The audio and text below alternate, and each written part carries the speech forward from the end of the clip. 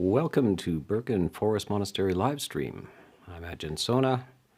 This is our regular opportunity for questions and answers. Please, if you wish to ask a question, leave it in the comments on the side. And let's start with our first one. Pia. Ajahn, our first question is from Sanghamita at the Canmore Theravada Buddhist community in Canmore. Dear Ajahn, I will be giving a Dhamma talk on Yoniso Manasikara. Can you point me to some sutta references for this topic? Well, hello to Sanghamita. And it's a very good and important topic, Yoniso Manasikara. Sometimes translated as wise attention. Yoniso Manasikara. Manasikara is mana is mind, and sikara is activities of the mind. Yoniso is similar to the idea of the womb, going to the source of things. So mental inquiry into the source of things. And so I would say probably in the Anguttara Nikaya, the numbered sayings, the twos in there will be two things which are most critical to enlightenment. And the first of these is Yoniso Manasikara. And so that's the internal factor. And then there's an external factor. And before I say it, can you guess? Let's test, this is a quiz. Can you guess what that external factor is? That external factor is Kalyanamitta, a wise friend. So the Buddha says there are two factors which are most critical to enlightenment, to fully understanding the Dhamma, and that is a wise friend as an external, and the internal capacity for wise reflection and attention. So there's a start for your inquiry. Aside from that, I don't have any offhand, but you can also relate this to the 7 factors of awakening, because Yoniso Manasikara must be understood in the context of the 7 factors of enlightenment. And one of them is Dhamma Vichaya, or inquiry into Dhamma, investigation into Dhamma, which is another form, really, of Yoniso Manasikara. So, in brief, that is something to begin with. Pia.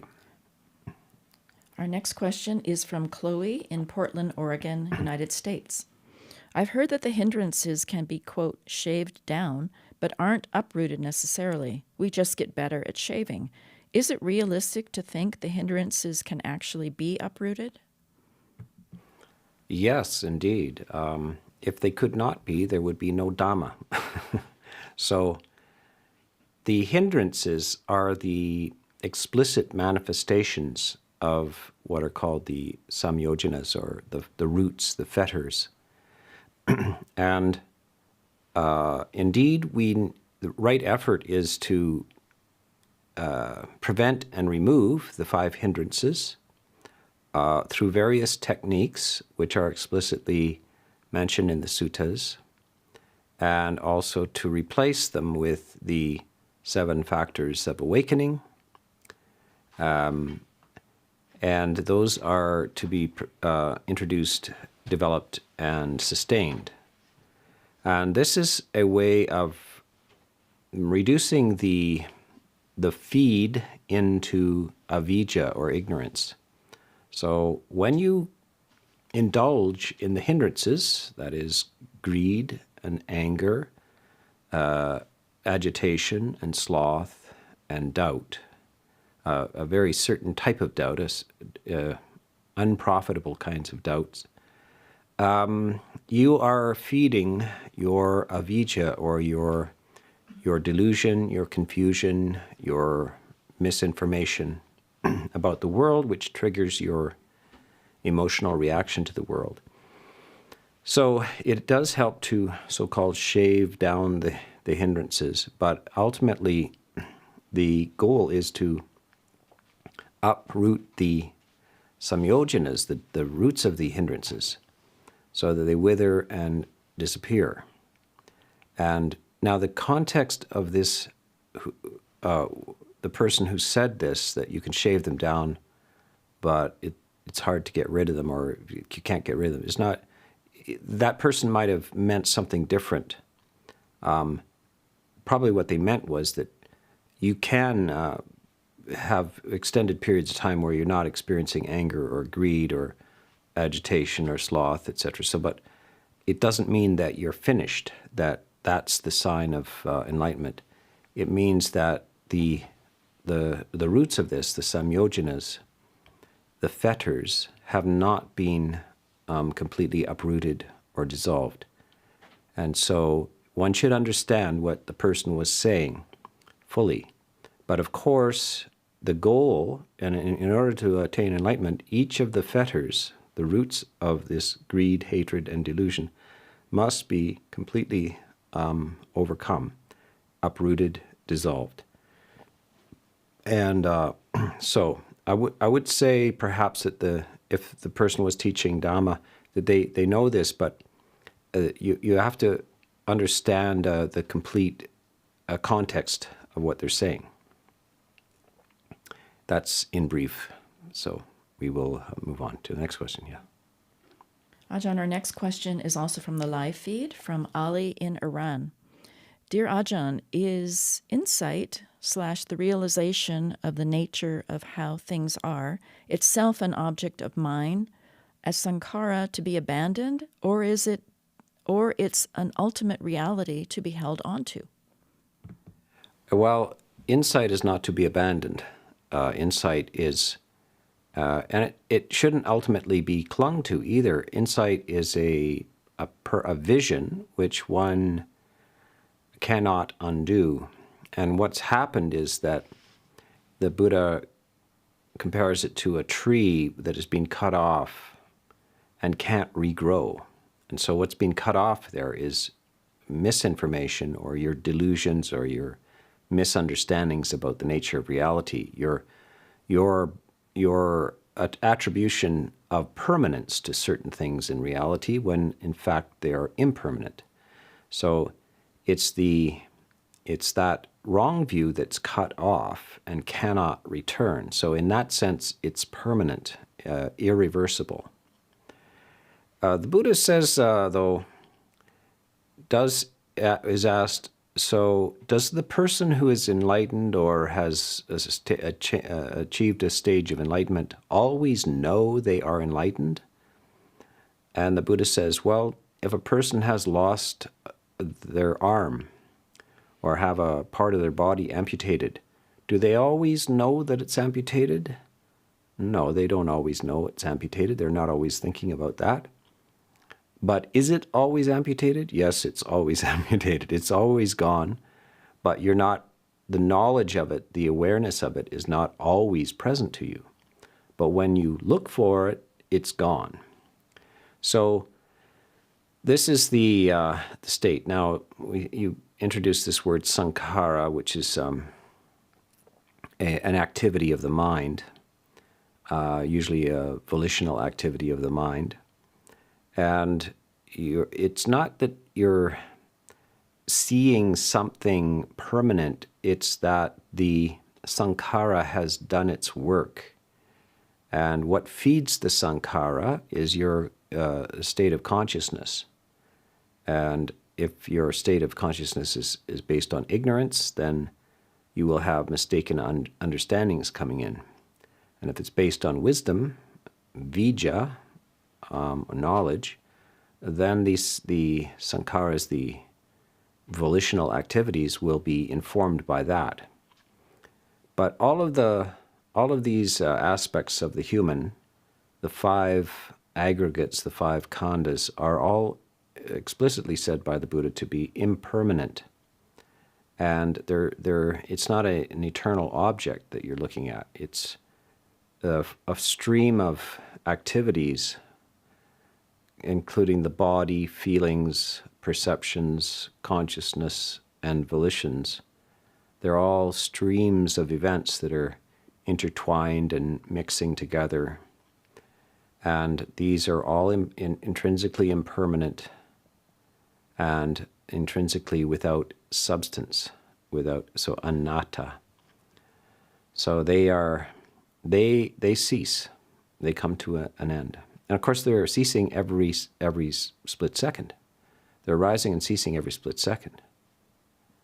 So it's not something that ceases sometime when you die. They're ceasing all the time. Yeah, it's because they're processes. They're not things. They're processes. So that's a very brief answer to that. And I think since you asked the question, you'll probably understand the answer. Yeah. Our next question is from Allison in Washington from the live feed. Ajahn, is it unskillful to switch meditation objects during a sit? For instance, from the breath to dissolving a pain, then back to the breath, or from the breath to metta? It's fine. You have to use your own wisdom at some point and decide which type of meditation is appropriate for you at this time. No two people are identical, and so the topics are not just something you order off a menu for everybody. There are schools of meditation that prescribe a single type of meditation for everybody that walks in the door. And this is not the way the Buddha did it. Certain meditations are appropriate for certain people at certain times, and they will benefit and move ahead greatly by using that topic. If you don't have a long experienced teacher who knows you well over a period of time, you may not know what to select as a suitable topic of meditation. But certain ones are less harmful than others, and the breath and metta are both, it's hard to get into trouble with them. And both of them are profitable, and they interact with each other in a healthy way. So breath, if the mind can be calmed through breath meditation, and the mind, reduction of excess discursive activity, too much thinking, then a feeling of ease and goodwill can rise, and the same with the benefits of practicing loving kindness or metta, is that the mind, if you practice loving kindness deeply and frequently, then the mind is easily calmed, so you can go to the breath, which is a more subtle object. They play nicely with each other, and you can benefit from changing the topic back and forth, or you can stay on a single topic, and you might want to make a determination to see if you can go a full hour perhaps on a single topic. Or you can make a topic such as metta like the central practice of your life for periods of weeks or months, even years. And it will benefit the other types of practices. So there are dozens of different meditation subjects, and they interact with each other, and they're good for you at certain times in your understanding and on the progress of the path. And it's always good to have a really experienced teacher for this. I want to mention that teachers of Dhamma, no matter how experienced, may not give you the perfect meditation for you at the perfect time. We know this because the chief disciples, the two chief disciples of the Buddha, Sariputta and Moggallana, both had students who gave out certain topics of meditation. And the Buddha asked their disciples what they were meditating on, and he changed the topics of meditation. And so this is the chief disciples, and they didn't give the perfect meditation topic for their students.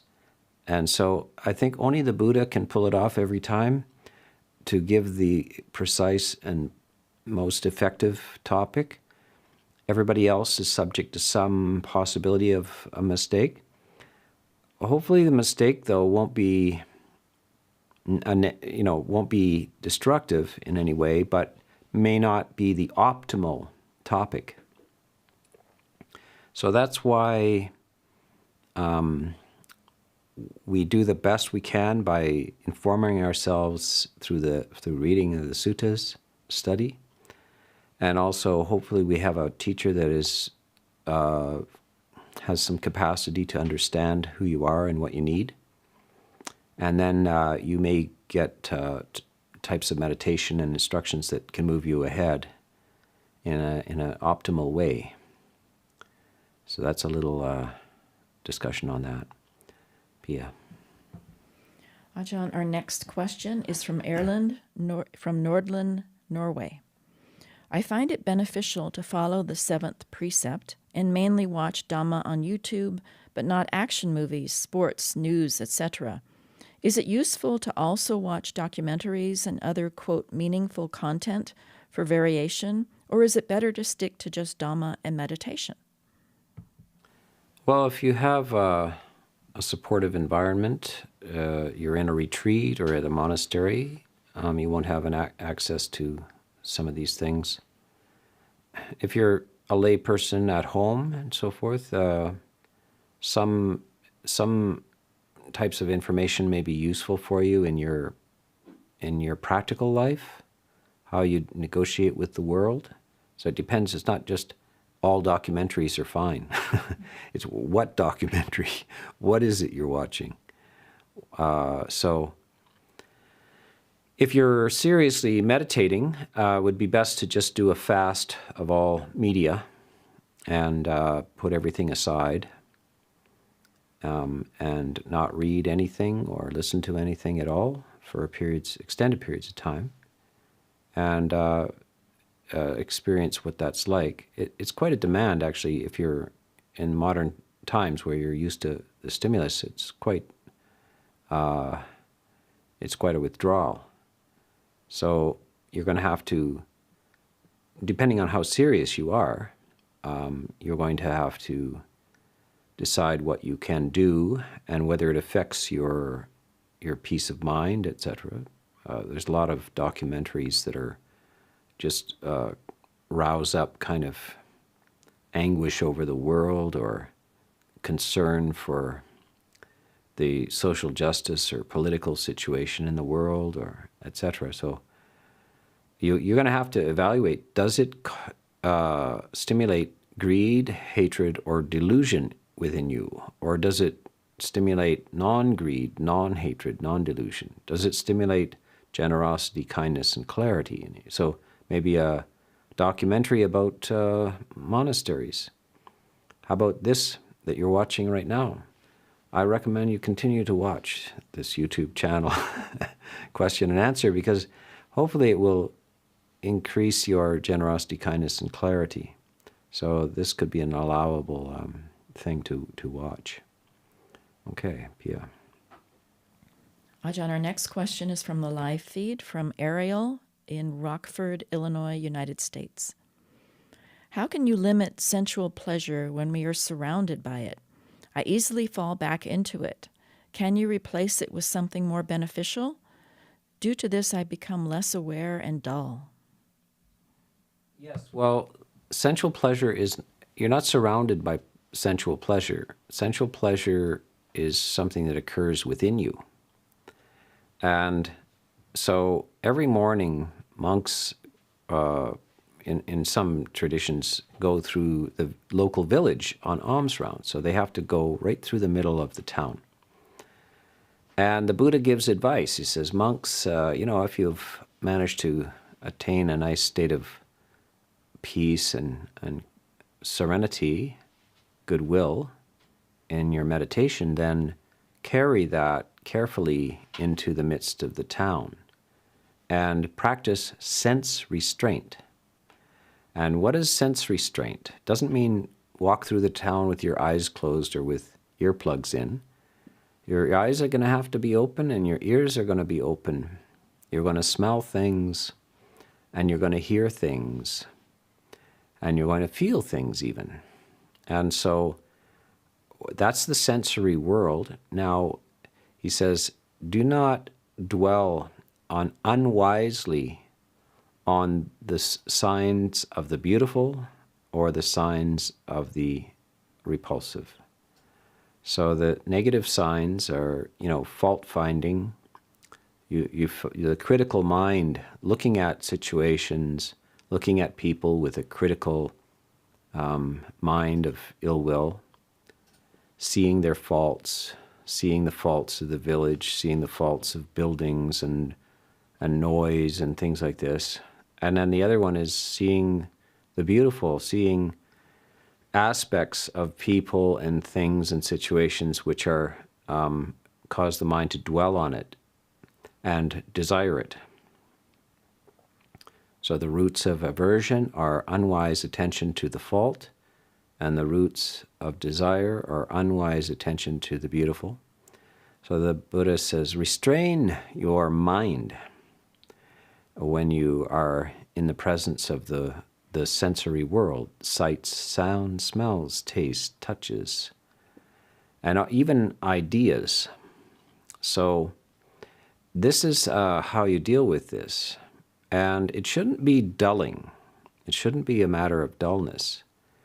What you're striving for is sense of contentment, peace, and ease. And when you get a sense of contentment and peace, there's that we call it the sign of peace, and it feels good. Your mind feels at ease, your body is relaxed. When you get that, guard it. Don't just throw it away. Don't just wander around and stare at things and criticize things. Realize that's damaging to the sign of peace. This quality that you're feeling through your mind and through your body, through your emotional system, is to be guarded. And you guard it by not going out into these the sensory world in a negative way or in a desirous way. And this includes the memories and the imagination. So you'll disturb your peace and sense of ease with memories and with projections into the future, imaginings, or going out into the real thing, or even seeing it on television, etc.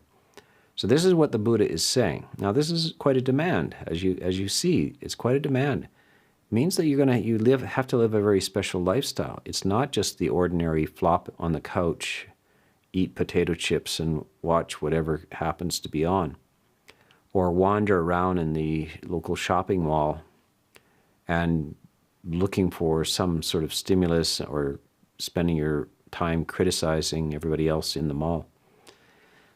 So that's the ordinary life, and if you wish to live a better life, better quality, a better emotional quality of life, then you're going to have to understand these principles.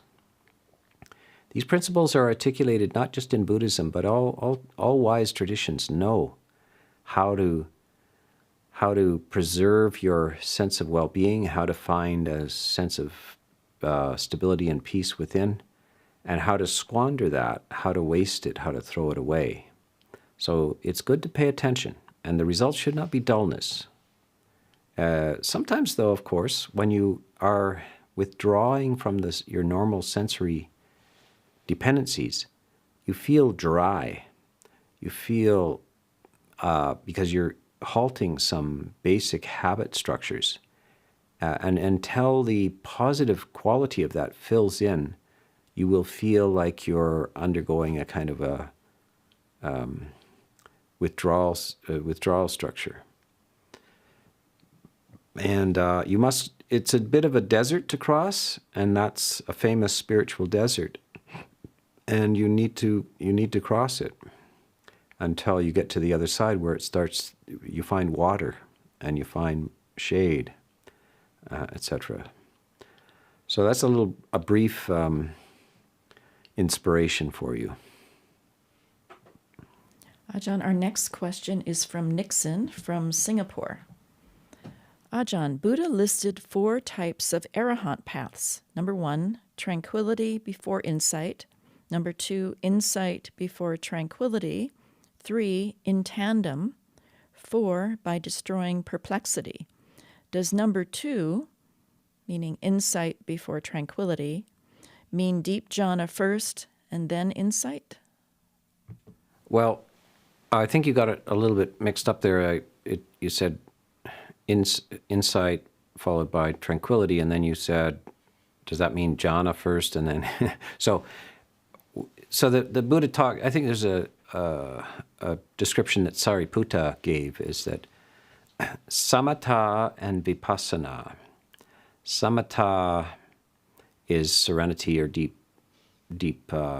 stillness of mind and focus, lucidity. And vipassana is clear seeing, to see clearly. And these are not enemies, they should be hyphenated. So the Sariputta makes a simile by having a pair of oxen that are harnessed together. And there's a white one and a black one. And you can put the white one first and the black one second. But they're both in the same harness. But by the way, no matter what the combination of these, they're in the same harness. So the black one can be first, the white one second. The white one first, the black one second. Or they can be harnessed side by side. Black one on the left, white one on the right. So this is his simile for samatha vipassana, concentration, samadhi, and insight, that you might be featuring at some point in the day, so inquiry and examination and lucid insight, or just clear seeing. You know, you're looking in a special, it's like looking through a microscope. And then after you've looked through the microscope, the vipassana, then you relax and you let that sink in. What you just saw, let it sink in. And that's samadhi. And you regain your concentration, you get your mind clear. And then you may go back to looking through the microscope or the telescope. These are 2 activities which are not at war with each other. They're both drawing the plow. They're both creating this force towards enlightenment. And so you can begin with practicing pure samadhi and realizing that the mind is being massaged and made flexible and purified so that it can see. So you're polishing the lens of a microscope. If the lens has got muck on it or dust on it, or it's irregular, it will distort things. So samadhi is the clarifying the lens, polishing the lens so that you can see. So both of these activities can be done simultaneously, or they can be done in either order. It's all profitable. Okay. Ajahn, our next question is from Katie in Gloucester, Virginia, United States. Can anyone meditate? No. Next. No. Well, let me go on a little bit. It's not. No, there are many people who will not meditate in this life. And in a sense, there are many people who probably could, but don't and won't. And there are other people who probably can't. And it's because of the nature of their mind processes are impaired by some, could be illness or could be psychological disturbances. I would say extreme forms of mental illness prevent meditation. certain types of neurological damage also prevent the capacity to meditate. So there are people in this life that are excluded from that possibility. We must remember that Buddhism has a vast, almost infinite cycle of birth and death. So if it doesn't work out in this life, there will be opportunities in other lives.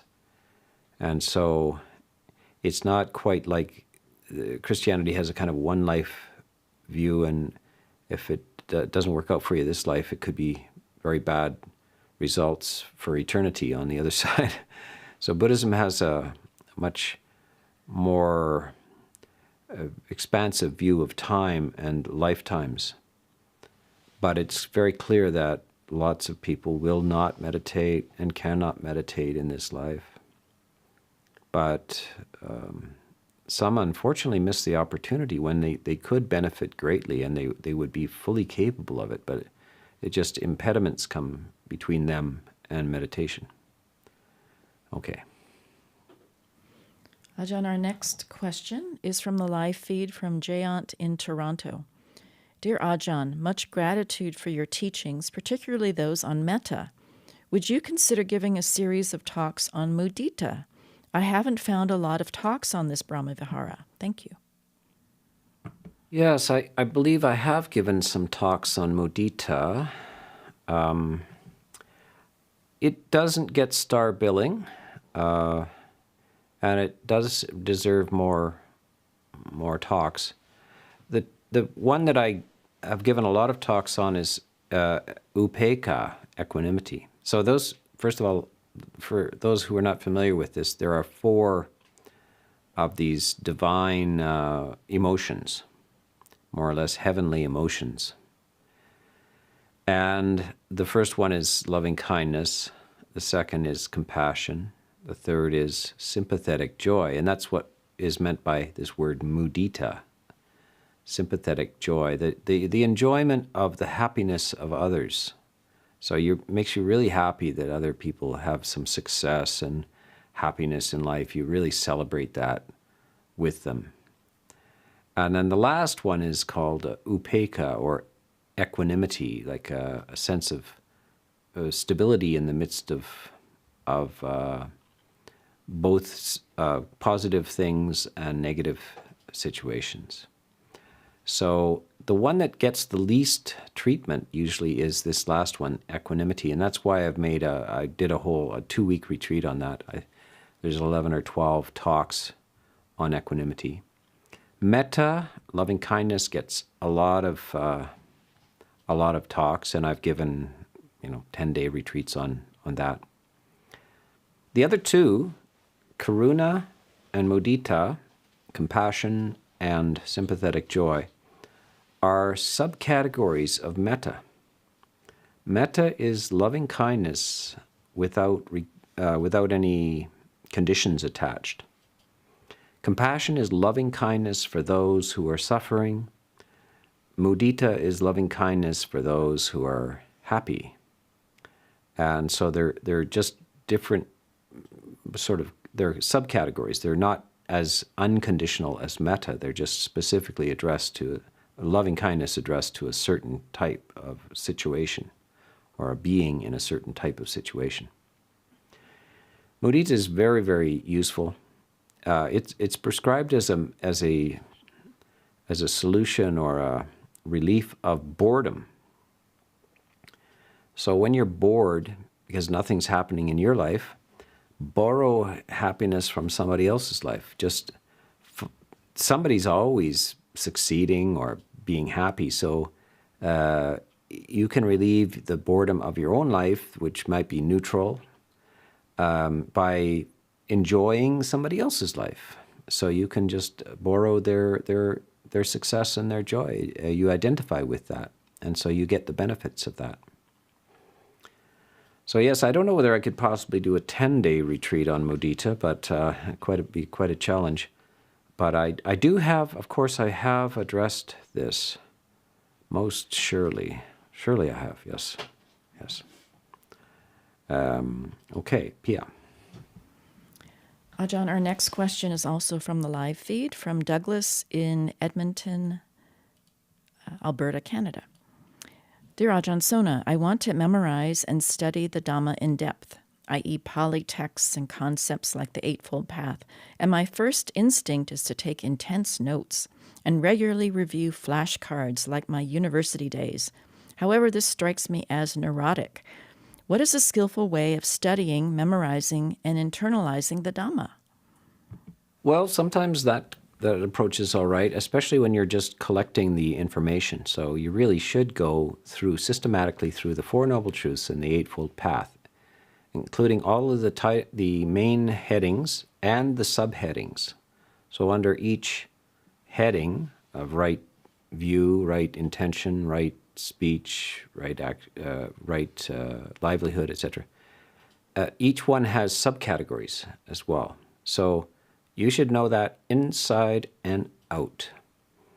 And but when you listen to a Dhamma talk, you can relax and not treat it like a university lecture, because the basic information after you learn these things, most of the information you'll have heard before, but it's just about the timing of it and how it's put. So as you listen to the voice of another talking about Dhamma, you just listen in a relaxed way, and your mind will catch that which it needs. And it's not that you are going to be tested on this and that you need to know everything the person said, but there's certain things that maybe you're working on, is a problem to be solved. And it may be even one phrase in a whole talk. It might be an hour-long talk, and just one phrase or one little simile is the important one. And you just trust that your mind will, when it hears something that it needs, it will perk up and retain it. And that you don't have to, you're not going to write an exam on this. And it's not important that you know everything. It's what's important is that you know what helps resolve your issues and problems at this time. And as I say, it can be a single phrase sometimes that can do that. So that's the spirit of listening to Dhamma. Okay, so let's try the next question. Ajahn, our next question is from Sichin in Corvallis, United States. A member of the Sangha has decided to disrobe. They have been like a Dhamma compass to me. I know it's not about me and I am being selfish, but why does it feel as if my own Dhamma journey will lose its meaning? Yeah, it can be very disappointing. It can be a loss of, that's why it's not to be taken lightly for a member of the Sangha. If you ordain, you are to commit deeply to this. Now, there are many situations in the modern world where people are encouraged to ordain just temporarily and more or less just out of cultural convention. This is more or less in the Asian Buddhist countries where families might encourage their children to take the robes for a period of time, and it's thought to be profitable and good. And that culture sort of understands it's a temporary thing, and they think it's inspiring or beneficial to do it even for a little while. Remember that in the Theravada Buddhist, there's no lifetime vows, and the Buddha set it up that way so that people wouldn't remain as monastics if they weren't suitable for it. That they do have an exit, and they shouldn't stay in the robes if they can't manage to live within the parameters of the robes. But it didn't mean that they should take it lightly. It means that you're to, the Buddha talks about, he says, you're to go ahead with tear-stained face. So sometimes it can be very tough. You're fighting against human nature sometimes, and you're trying to endure in a condition which most humans avoid ordination to begin with. Most people don't want to be ordained. They can't understand the lifestyle. And those who get into it, at some point they find they don't have a lot of talent for it. But they should endure and pass through that stage until they find something on the other side of that. So it's understandable that not everybody lasts in the robes.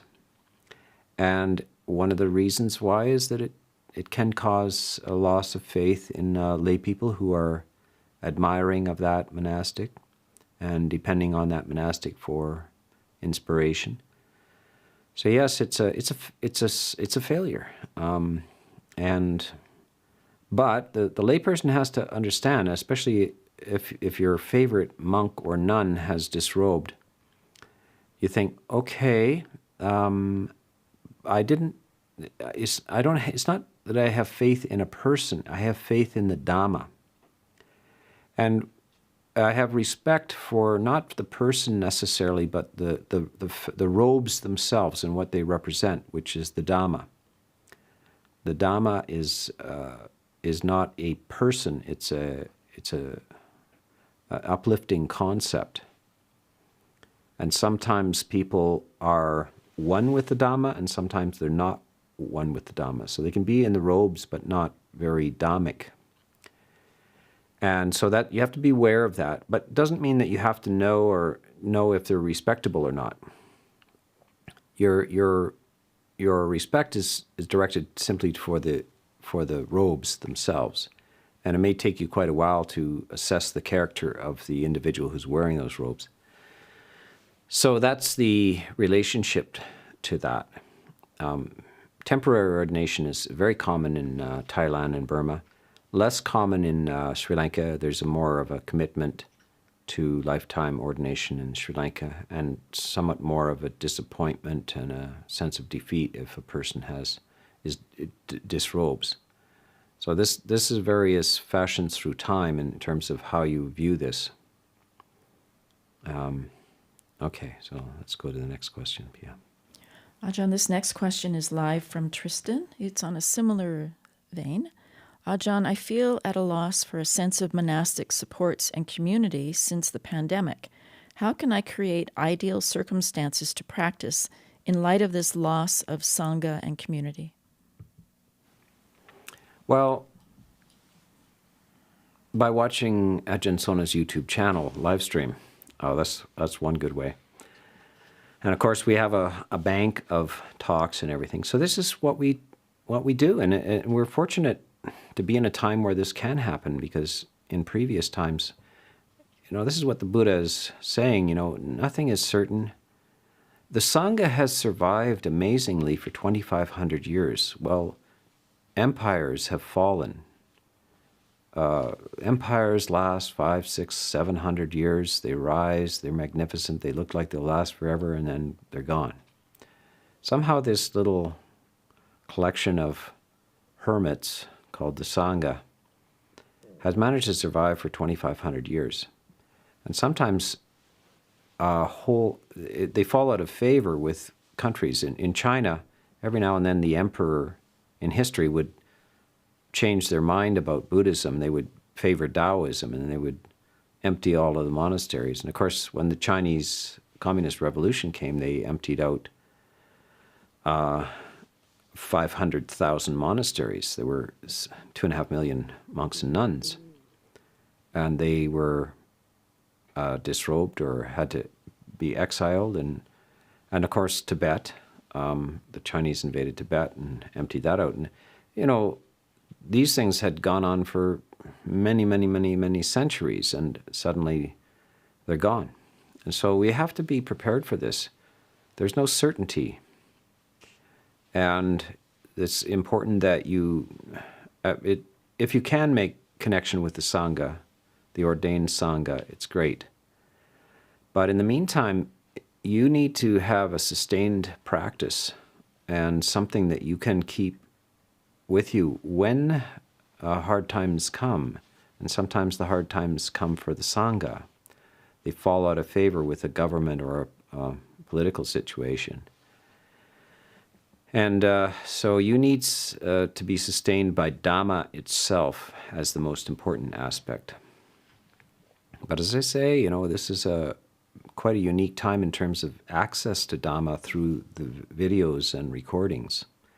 And do appreciate that and use this virtual reality of having all these questions answered all over the world and in any situation that they're in at any time of day or night, because it's recorded. You have to say, well, there are some very positive things happening at the same time. Okay. Ajahn, our next question is from the live feed from Alex. Is existence itself not self? Through the doctrine of not self, does Buddhism challenge the very notion of, quote, being? Thank you. Well, those are nice words. Being, existence, non-self, etc. So these are where language languishes. Language has certain limits. Language is basically an invention for practical purposes. When we subject it to great, close inquiry, sometimes it dissolves in front of us. Now, this is one of the things that modern philosophy has discovered, and what we call language philosophy. When you examine, you can formulate a lot of things in words and apparently say something, but when on closer examination, it evaporates in your hand. It turns out that the words that got stuck together seemed to say something, but when you really examined it, it evaporated into nothingness. So this is, you have to be aware not to over philosophize about these things.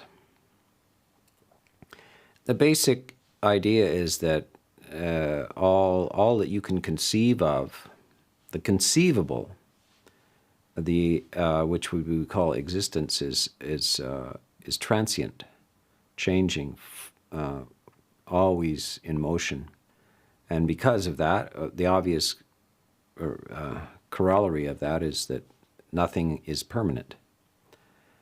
So in existence, nothing is found that's permanent, and so no self, no substance is found in the midst of everything being transient. So this is a change of a way of thinking about things. I think lately, maybe in this century, with more study about brain science and so forth, they've noticed that the hemispheres process things differently, and the left hemisphere tends to think of things or see things as objects that persist in time, and the right hemisphere recognizes that things, that talking about things is not a very good description of reality, but processes is a better description. And if we are favoring one side or the other, we can get confused. And so it's quite a shock when things disappear on us. So that's the essence of it, is to recognize that and to be in touch with the reality that of everybody around you and your life, all of the things in your life are unstable, unpredictable, highly conditioned, can change radically at any moment. And when we do that, we become less vulnerable to shock, to suffering. And when we can see that, this is now, it's not about it's not about atomic Buddhism. So sometimes the kind of vipassana courses are all about tiny shifts of feeling in the body and so forth, and that I call it atomic Buddhism. But it's more like just being a wise person who knows that life is uncertain. Everything about it is quite unpredictable and can change radically, and you're in touch with that truth in your ordinary waking consciousness all the time. So you're not taken by surprise. You're not really shocked by things when things change in either the positive or the negative direction. You're not surprised or shocked. And that's the mind. That's the mind of wisdom. And so that's the essence of what we're looking for here. Yeah, in brief. Ajahn, our next question is from the live feed from Enrique in Colombia. How to properly deal with ambition? Is it a defilement, or is there a right way to be ambitious in work or business? Yeah, I think you have to understand that wanting to succeed and even trying to succeed are almost useless. What makes success is doing it. So you see this in university where you want to pass an exam. You hope you will pass an exam. You're worried about this exam, and you're nervous about the exam, all of which is absolutely useless, because the only thing that will help you pass the exam is that you study. You go to the library, you get the book, or you, in these days, look on your website or whatever it is. You read the material, you rehearse the material, then you write the exam. And it has nothing to do with your hoping, wishing, trying, or any of those things. They have no effect whatsoever. They're just false ideas. So ambition meaning what? Tension in your stomach? Do you think tension in your stomach will help you achieve anything? Do you think worrying will help you achieve anything? No. To do something, to learn a skill, to make the right decision, is simply by knowing the skills and practicing the skills, and that's how you achieve the results. But should a person want to have a livelihood? Should they wish to provide for themselves and their families? Yes. If you're a monk, that's a different matter. But if you're a layperson, you need to appropriately have a livelihood, and it's very clearly described by the Buddha. It should be an ethical livelihood, and you should work hard at it. Sweat is not a problem. And you should have skills and education.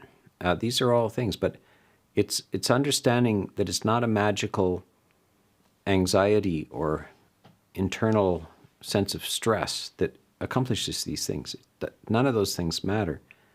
If you look back on how you learn to write, when you're 4 or 5 and they're trying to show you how to make those letters, and it's really just so hard to make an A or a B or a C. It's such a thing, and you're trying, and you got your tongue stuck out the side of your mouth, and you're gripping your pencil and everything.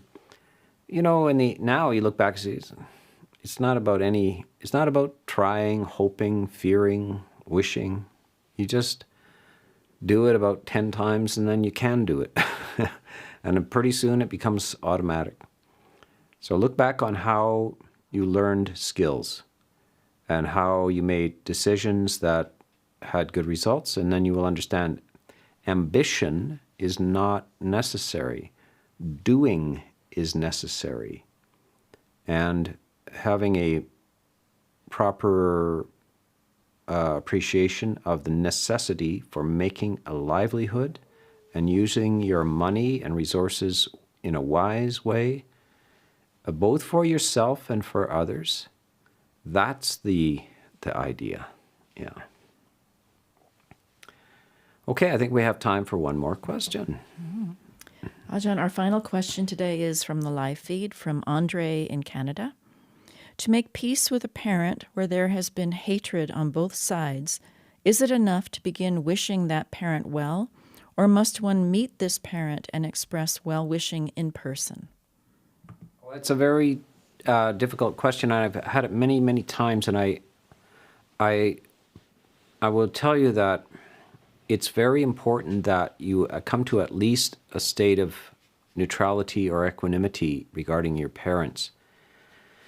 Because your parents will be in your head for the rest of your life. They ride on your shoulders because they're such large, looming figures from your childhood. And you will never be without them. So you better make peace with them. You may not be able to get to the point where if you've had hostility towards a parent, that you can suddenly have love for that parent. But you want to aspire at least to neutrality and equanimity towards that parent. And in the meantime, you don't have to actually go and see them and deal with them, because they may trigger your ill will and so forth. That's not necessary that you put yourself in that situation. You don't have to fix them. You can't fix them. You can fix yourself only. But it is highly advisable that if you have ill will towards your parents, that you realize it's damaging to yourself, because you're riding around with that in your head. So whatever their lack, whatever their inappropriate, bad parenting was, it's because they didn't know any better, they couldn't pull it off any better, and you don't need that burden. You need to be unburdened, and that means, at minimum, equanimity. But you don't need to go beyond that. It may be too much for you, a stretch too far to get to positive goodwill. You don't need to, but you need equanimity at least. Yeah. Okay, so we're going to wrap this up, and I want to make a little announcement that we're going to have an end-of-the-year virtual retreat, which is from December 26th to January 1st on the Ajahn Sona YouTube channel. And it will be on the topic of how to bring blessings into your life to improve the quality of your life.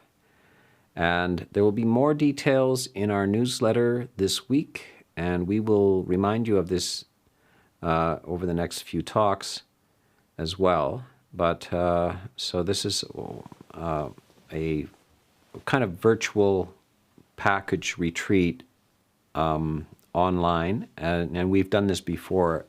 For some of you will remember this. However, so that's December 26th to January 1st.